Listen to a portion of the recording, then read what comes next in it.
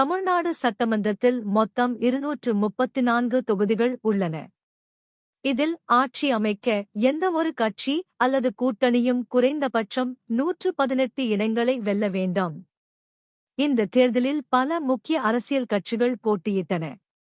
அவற்றில் தமிழக வெற்றிக் கழகம், டிவிகே, திராவிட முன்னேற்றக் கழகம், டிஎம்கே, அனைத்திந்திய அண்ணா திராவிட முன்னேற்றக் கழகம், ஏஐஏடிஎம்கே மற்றும் பிற கட்சிகள் முக்கிய பங்கு வகித்தன.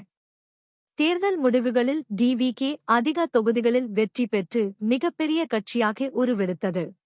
ஆனால் தனித்து ஆட்சி அமைக்க தேவையான 118 இடங்களை பெற முடியவில்லை. டிஎம்கே மற்றும் ஏஐஏடிஎம்கே கட்சிகளும் குறிப்பிடத்தக்க அளவில் இடங்களை வென்றன. இதனால் எந்தவொரு கட்சிக்கும் தெளிவான பெரும்பான்மை கிடைக்காத ஹாங் அசெம்பிளி நிலை ஏற்பட்டது. இதன் காரணமாக கூட்டணி அமைத்து ஆட்சி அமைப்பது குறித்து பல அரசியல் பேச்சுவார்த்தைகள் நடைபெற்றன. இந்த சூழலில் மாநில ஆளுநர் முதலில் மிகப்பெரிய கட்சியை ஆட்சி அமைக்க அழைப்பார். அந்த கட்சி சட்டமன்றத்தில் பெரும்பான்மையை நிரூபிக்க முடியாவிட்டால் மற்ற கட்சிகளுக்கும் வாய்ப்பு வழங்கப்படலாம். யாராலும் ஆட்சி அமைக்க முடியாத சூழ்நிலை ஏற்பட்டால் மாநிலத்தின் நிர்வாகம் சீர்குலைகிறது என்று கருதி இந்திய அரசியலமைப்பின் ஆர்டிக்கல் 356 படி ஜனாதிபதி ஆட்சி அமல்படுத்தப்படலாம்.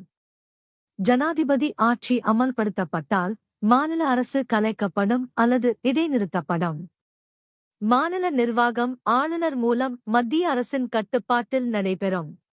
ஆனால் 2026 தமிழ்நாடு தேர்தல் முடிவுகளின் பின்னர் உடனடியாக ஜனாதிபதி ஆட்சி அமல்படுத்தப்பட்டது என்ற உறுதியான தகவல் இல்லை. அரசியல் கட்சிகள் கூட்டணி முயற்சிகளில் ஈடுபட்டதால் முதலில் அரசு அமைக்கும் வாய்ப்புகள் ஆராயப்பட்டன.